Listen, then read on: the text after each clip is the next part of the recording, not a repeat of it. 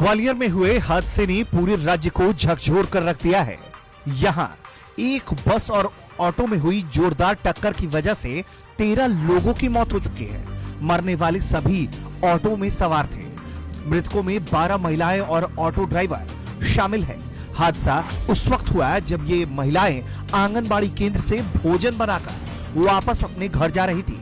अधिकारी भी मान रहे हैं कि जिस वक्त हादसा हुआ उस वक्त बस की रफ्तार काफी तेज रही होगी।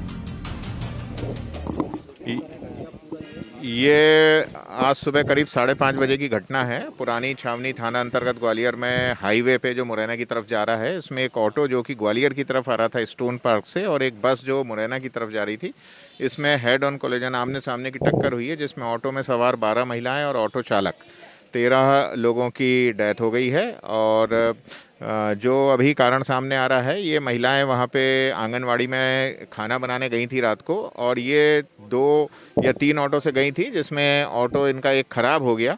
तो सारे ऑटो की सवारियां एक ही ऑटो में होके ये लौट रही थी। और चूँकि हाईवे है, सुबह ट्रैफिक कम रहता है, तो बस की स्पीड भी मुझे लग रहा है कि तेज़ होगी, क्योंकि ऑटो का जो सामने का पोर्शन जिस तरह से जो उसकी हालत है, वो दिखता है कि टक्कर काफ़ी तेज़ रफ्तार में हुई है। और इसमें ये महिलाएं पिंटो पार्क और उसके आसपास के क्षेत्र की रहने वाली थी। इस हादसे की सूचना मिलने के बाद से इलाके में हड़कंप मच गया। आनन फानन में पहुंची पुलिस टीम ने शवों को पोस्टमार्टम के लिए भिजवाया। इस हादसे में जान गंवाने वाले लोगों के परिजनों के लिए सरकार की तरफ से 4-4 लाख रुपए के मुआवजे का ऐलान किया गया है। ये बहुत ही दुखद हादसा है। ये आज जो है ऑटो में महिलाएं आ रही थीं। ये आज मंगलवार का दिन था, तो ये रात में जो है पूड़ी बेलने के लिए, जो खीर पूड़ी वगैरह आंगनवाड़ी केंद्र में बंटती, तो पूड़ी बेलने का काम कर रही थी। तो इसलिए ये लोग जो है ये गई थी 3 ऑटो से, फिर उसके बाद में 2 ऑटो से इन्हें लौटना था।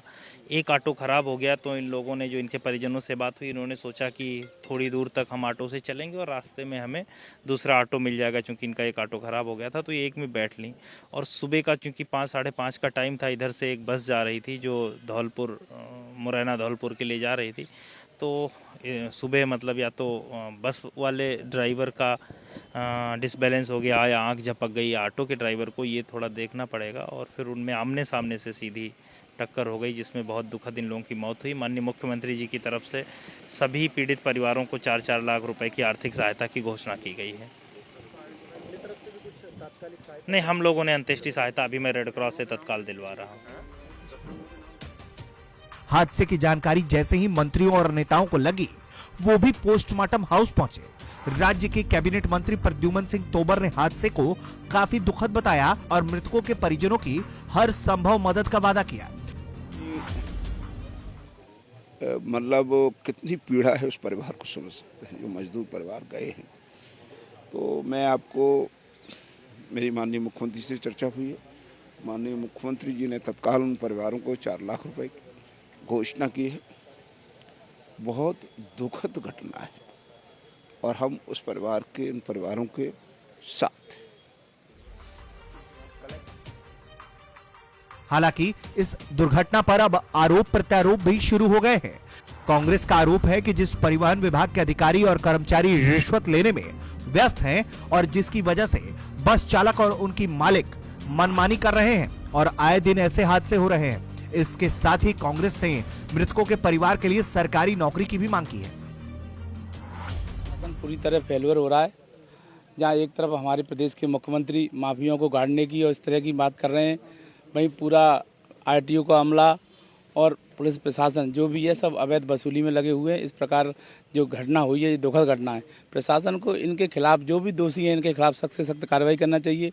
मृतकों को 10-10 लाख रुपए का मुआवजा देना चाहिए और जो इसके आश्रित हैं उनको एक सरकारी नौकरी, सभी को सरकारी नौकरी आश्रितों को दी जाए, जिससे इनका जीवन यापन हो सके। 4 लाख रुपए देने से कोई जीवन यापन नहीं हो पाएगा।